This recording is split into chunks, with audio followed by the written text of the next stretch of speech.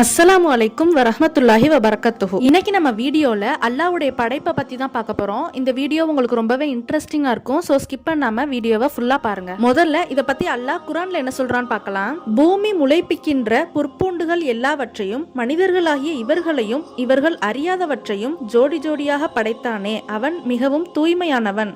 இந்த வசனம் குரான்ல 36வது சூரா 36வது வசனத்துல இருக்குது. மனித படைப்புகளை மட்டும் இல்லாம இதர படைப்புகளையும் கூட அல்லாஹ் ஜோடி ஜோடியா படைச்சிருக்கான். குரான் வந்த அந்த காலத்துல வாழ்ந்த மக்களுக்கு மனிதர்கள் மட்டும்தான் ஜோடி ஜோடியா இருக்கிறதா தெரியும். ஆனா மனித படைப்புகள் மட்டும் இல்லாம அல்லாஹ் படைச்ச மத்த இனங்களையும் புழு பூச்சி மிருகங்கள் பறவைகள் மாதிரியான உயிரினங்களையும் ஜோடி ஜோடியா தான் படைச்சிருக்கான். மரங்கள்லயும் கூட பெண் மரம் ஆண் மரம்னு ஜோடி இருக்குது. உயிரே இல்லாத கல்லுல கூட புருஷ சிலா, அதாவது ஆண்கள், ஸ்திரீ சிலா பெண்கள் அப்படின்னு ஜோடியா இருக்கிறத வடமொழி நூல்கள் சொல்லுது.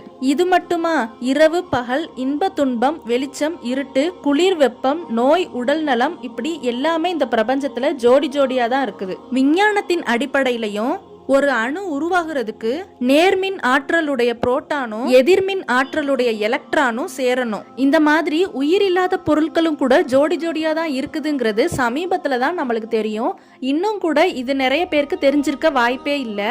ஆனா அல்லாஹ் குரான்ல 1400 வருஷத்துக்கு முன்னாடியே நம்ம அறிவுக்கு தெரியாத பல விஷயங்கள் ஜோடி ஜோடியா தான் இந்த பிரபஞ்சத்துல இருக்குதுன்னு சொல்லியிருக்கான். இப்போ உங்களுக்கு அந்த வசனத்துல இருக்கக்கூடிய அறிவியல் புரிஞ்சிருக்கும். இன்ஷா அல்லாஹ் இதே மாதிரி அடுத்த வீடியோலையும் குரான்ல உள்ள அறிவியல் தகவலோட உங்களை மீட் பண்றேன். உங்களுக்கு என்னோட வீடியோ பிடிச்சிருந்தா சப்ஸ்கிரைப் பண்ணுங்க, லைக் பண்ணுங்க, உங்க ஃப்ரெண்ட்ஸ் அண்ட் ஃபேமிலி கூட ஷேர் பண்ணுங்க.